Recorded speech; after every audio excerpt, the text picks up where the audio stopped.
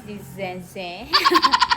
Sagutin natin yung mga comment ng netizens guys. Anong brand daw ng aircon and inverter ba daw yun. So ayan, ipapakita ko sa inyo lahat kung bakit 100 nga lang yung dagdag sa bill namin. Hindi rin ako makapaniwala guys kasi expected ko magto 2K siya. Dahil 2 weeks na namin nagamit yung aircon. So ito, share ko sa inyo yung mga nandito rin. Tsaka wala rin kaya kaming masyadong appliances. Siguro kaya ganun. So TV, hindi rin masyado yung anak ko lang. Tapos sa gabi lang yung mga nanonood si Papa Alden ng balita, ganyan. So, hindi rin siya, mga siguro 3 hours lang yung nagagamit sa isang araw. Meron kaming washing machine, siguro 6 times kami naglalaba sa isang buwan. And wala pa namang isang oras kada laba. Kasi mabilis lang yung ikot namin. And then, may electric fan si Kuya dyan sa loob ng kwarto niya, isa. Tapos, dito naman sa sala, ang ginagamit namin guys is solar. Naka-charge na, sobrang dumi na pala. Naka-charge yung ating solar fan guys. Ayan, magwa 1 year na yan sa amin. Nagagamit namin yan kapag tanghali, tapos i-charge namin ulit sa hapon. Tapos sa gabi ulit, nagagamit ulit namin. Ito naman kaming ref, pero hindi namin yan gamit ngayong buwan. Naka-off yan dahil wala namang laman. Tapos yung mga ilaw namin, lahat LED guys. Lahat LED and ilang oras lang naman din nagagamit sa gabi yan. Yun lang, tapos charging ng phone, nakasaksak yung wifi. Ayun lang guys yung gamit namin. Good morning! Sarap na naman tulog, naka-aircon. Tulog pa yung isa. So, ito yung brand niya guys. Yung kagigising lang. Good morning. Magulo pa ang kwarto. So, 25 lang palagi yung gamit natin. And then, ang brand niya is Midea. And i-secure nyo na walang lumalabas dyan. Hindi pa nga namin naayos. Yung mga gilid-gilid niya, kailangan wala talagang lalabas dyan sa mga butas. Eh, syempre, kailangan saradong maigi, yung mga bintana, yung pintuan, para ma-maintain niya yung temperature ng kwarto. Isang comment na nagkukonsumo lang naman daw yung aircon kapag hindi niya na-maintain yung temperature, maglalabas, magbubuga yung compressor. Doon daw malakas yung ikot ng kuryente. Mga tips pa kayo kung paano makatipid sa aircon, comment down below guys. 6 pa lang siyang nakakabit, kaya naman nakakapagtaka na 100 lang yung nadagdag. Totoo naman, imposible talaga. Pero ganun yung dumating sa atin. So, thanks God. Time din namin yan guys na magkaroon ng aircon dito sa bahay. Mga nyo ulit next month, titingnan natin this June, buong June, gagamitin natin yan sa gabi. Ginagamit namin yan from 8 PM to 5 AM. Minsan nag-aabot pa siya ng alas 6, alas 7 ng umaga kapag late nang nagising yung mga bata. Marami din talagang good reviews ang brand na yan na Midea. Marami rin ang gumagamit sa kanya na matipid nga daw siya sa kuryente. Inverter na rin kasi. So ayun na yung video natin. Any tips, any questions, comment down below. Thank you for watching. Don't forget to share. Bye! Sign mo na to. Mag-aircon na rin kayo. Napakainit guys. Sipagan na lang natin para may pambayad tayo sa mga bill ng kuryente. Natin tong comment ni ate, magkano daw yung aircon AC natin and magkano yung pagpa-install. So kami lang nag-install niyan guys. Hindi ko na lang na-vlog sa inyo dahil nga yung nanakaw yung cellphone natin before. So si Papa Alden lang nagbutas. Tapos kami lang naglagay. And kung magkano naman yan is 18,000 yan before. Tapos nag-sale sa Robinson. 14,000 na lang siya guys. And 1 HP na siya. Bagay dito sa aming kwarto na 3x3 yung sukat ng kwarto namin. 3 meters by 3 meters. 1 HP. Sobrang lamig niya na. 25 degrees lang yung ginagamit namin. And makikita natin yung bill natin sa kuryente. Siguro bukas. So i-reveal ko rin yun sa inyo guys. So ayun. 14,000. 1 HP. Kami lang yung nagkabit. Kami nagbutas ng pader. Harvest tayo guys. Grabe, 1 week akong napabayaan ko itong mga taniman dahil sa paghahanap ng cellphone. So ayan, harvest tayo ng okra. Tapos meron tayo dito sitaw.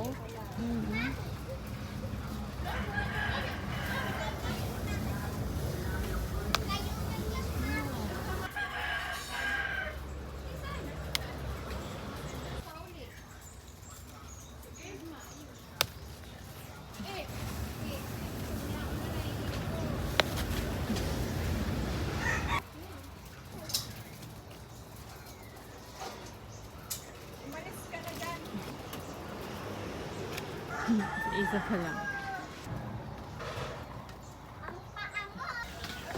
Pero babalik mo man lang. Pag ano, dahil na? Yun na to.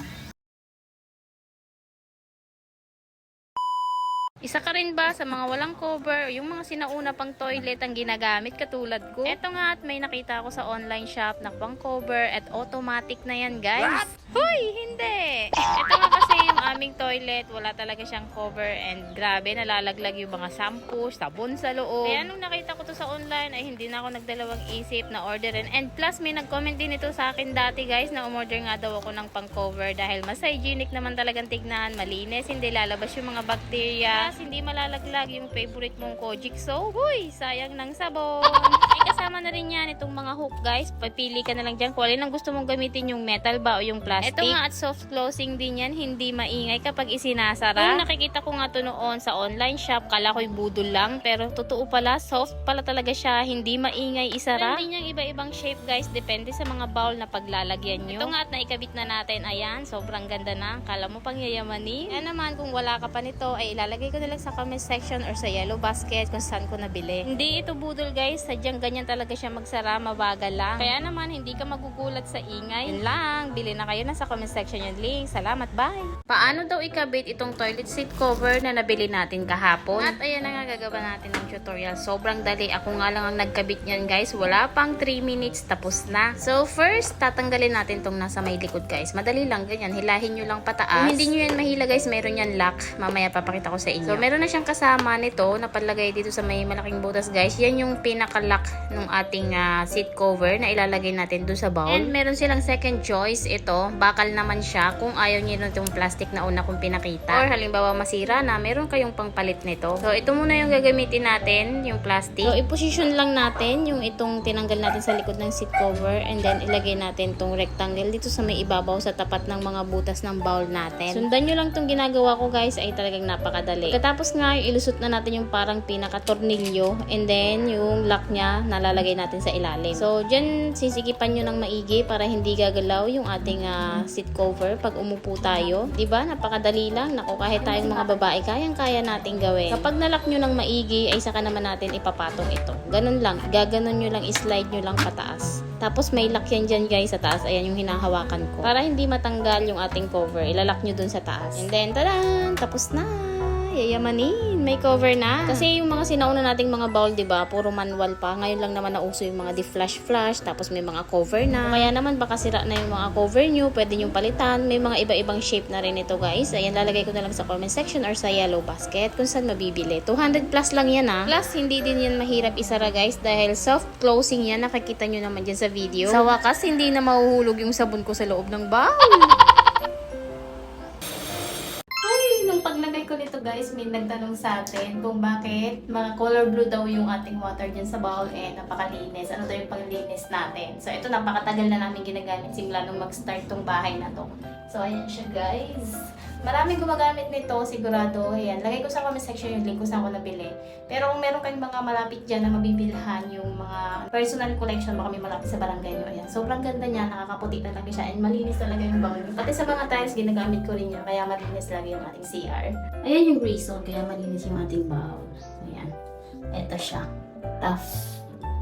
Matagal ko na itong nakikita sa online shop and sa wakas, meron na rin tayo. Mas talaga pala niyang maka-organize guys sa loob ng freezer natin. Ang linis lang tignan. Plus, meron pa siya nitong drainer na diretso na sa loob. Meron na tayong pang Lunes na adobo, pang Martes na nilaga, pang Merkules na bistec. Tapos, meron pa yung mga cover, iwas contamination. Mami, hindi na box ng ice cream yung lagayan natin ng tilapia, ng karne, ng manok. Kitang-kita mo na yung nasa loob, hindi ka na magugulat. Kala mo ice cream, yun pala tilapia. Tignan nyo naman yan kung gaano ka-cute, diba? Organize na organize, tapos kitang-kita mo pa yung loob. Order nga ulit ako dahil pang karne lang to, wala pa yung isda at manok. Lagay ko sa comment section yung link kung saan ko nabili. Ayan guys, yung mga bata nanguha nito. Balikgang ang tawag sa amin dito sa Bicol. Ano pong tawag sa inyo sa Tagalog nito? Ang sarap.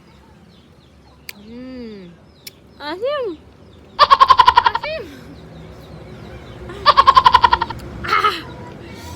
Ha? Hindi pa hinog. Maalsum pa. Maalsumon pa.